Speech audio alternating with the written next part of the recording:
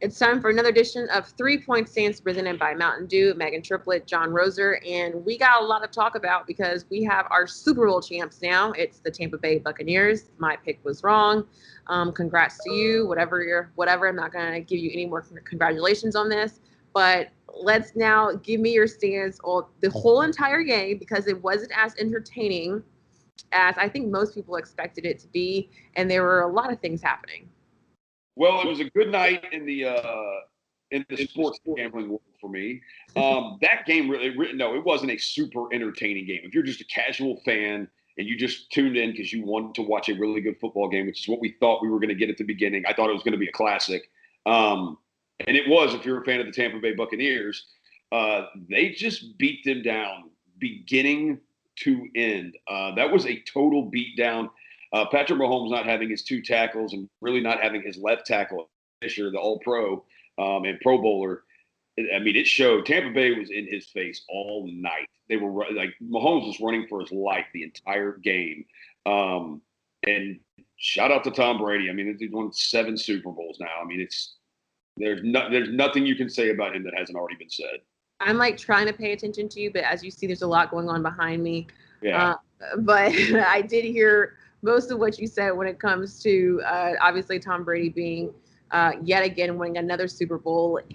When you think about this game, and it's hard for me to pick a Tom Brady team, and you look at it from the standpoint of what this defense was able to do. I mean, this defense for Tampa Bay Buccaneers, you walked away just seeing like that was legit, and like the way they showed up and showed out. And I'm not even going to get to the officiating or anything like that because that defense is what shined through. And also looking at Tom Brady and like the guys that he, got it to for a touchdown, whether it's Leonard Fournette, Antonio Brown, Rob Gronkowski, guys that came back or came to Tampa for Tom Brady. It all paid off when you look at them formulating this team and what they're able to do to hold Patrick Mahomes and their offense like they did. I mean, obviously, you mentioned it last week, the offensive line, they were already missing 2 of their big starters, and it showed.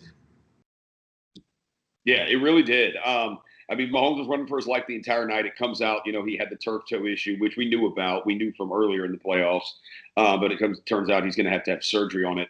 You could tell he was hobbled, and understandably so.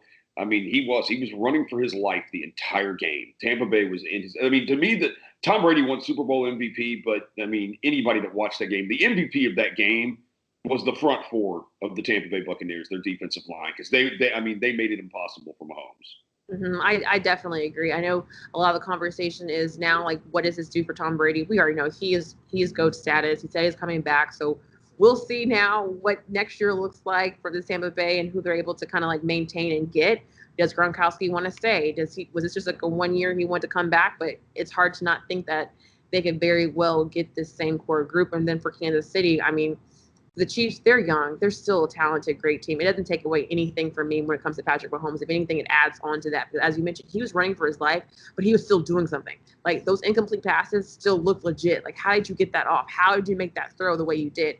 It still showed that whether the torch might have not been passed per se, you saw something. Yeah, no, there's no doubt. I mean, look, Kansas City's going to be here for a long time. Yeah. As long as Mahomes is Mahomes. And nothing crazy, there's no like debilitating long-term injury or anything that happens. Like he's going to be in the AFC Championship game, and he will make more Super Bowls, and he will probably win more Super Bowls, I'm sure. All right, so now do you want to talk about the halftime performance? Yeah, number 2, the boring-ass halftime show. Oh my God, was that horrible.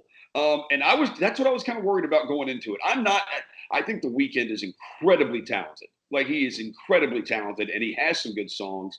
But that was my concern about him on a Super Bowl stage, because he does have some whiny, emotional, boring songs, and it was awful. It was. I was like, can I please get back this 15 minutes of my life?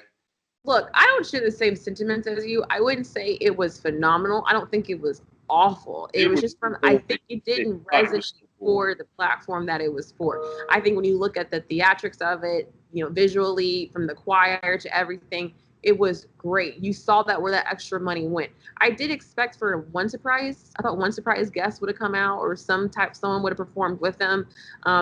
I like The Weeknd. I like his music, so I enjoy hearing some of his songs. I just don't think it was for the halftime. And I was expecting more. I was like, I don't, now I see. It just maybe didn't resonate there. It just could have done something else a little bit more. Yeah. He should have brought somebody out, but I don't even know if Jesus could have saved him on that one last Oh my night. goodness. It was not that bad. It was boring. I mean, it was boring.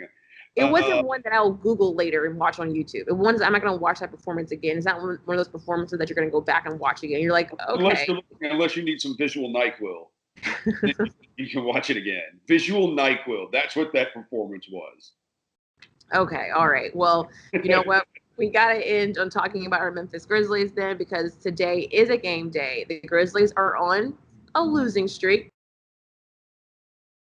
They are going to take on the Toronto Raptors here at FedExForum. It's great to see them back here at home, but the Grizzlies haven't looked like themselves, especially in these last 3 games. And a lot of that is due to their defense. They're not back to that defensive-minded team that we're used to seeing. What's your stance on what you need to see from the Grizzlies tonight against the Raptors? A win, really. Ja Morant to look like Ja Morant. Something's been going on with him the last 3 games. And he, that Pelicans game, they could have won that Pelicans game. They did play much better in the Pelicans game than they did in the Indiana and Houston games. So they did play better. You also got Jonas Valanciunas back, who was, who was a monster the other night. But Ja has to look like Ja. Like for this team to ever reach the ceiling and the levels they want to go, Ja has to be a superstar. And I don't know what's going on. And look, he'll figure it out. Whatever it is, he'll figure it out. It's just a little 3-game funk. It's not. A lot of players go through it. Probably every player has gone through it at some point. But yeah, I mean, they need him to play. And Kyle Lowry coming in. I mean, look, this is a tough matchup. So they need Ja to be Ja. And you said Kyle Lowry, Fred VanVleet. That's not like who scored like 55 points a game or whatever it is. Yeah, this is the game you need to get back to that defense. And talking about Ja not being Ja, it seems as if teams have figured out a way to stop Ja. Whether they kind of stop the attack, they kind of put up a wall from the inside. So it's really have. Yeah, they really have. So it's like offensively, how do you take what you're good at, which is defense, points off turnovers, controlling the pace? That's when those key factors that we know the Grizzlies are good at, that has to be very, very important. And also needing help. The bench has been phenomenal. The starting group, it seems a bit off, and a lot of that is due to the starting lineup has changed a little bit these last couple of games without Jonas Valanciunas. We saw Xavier Tillman and Gorgie kind of step in on Saturday, and obviously Jonas coming off the bench. We know that JV will get more minutes as he conditions more, and so maybe that starting group it could be a factor. We know Brandon Clark, Anthony Melton are out tonight, and so we're still having to adjust and roll the punches when it comes to different rotations, and so that could very well be key as well. But you said it best, like they all kind of have to all play together, getting back to that core. And so we'll see tonight here at FedExForum at 7:00. Tune into Fox Sports Southeast. Roser, really quickly, maybe an extra stance, favorite commercial from last night? None. I don't even really remember the commercials. I didn't really watch them. The commercials, it feels like every year they get worse and worse. So I'm just I don't really pay. Like I know last year I didn't watch any of the commercials.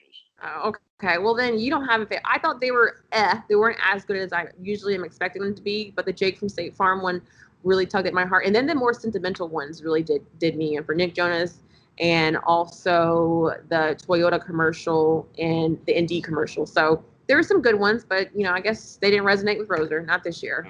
Not really. No halftime performance. I mean, the truth, I didn't pay attention to them. See you, Roser.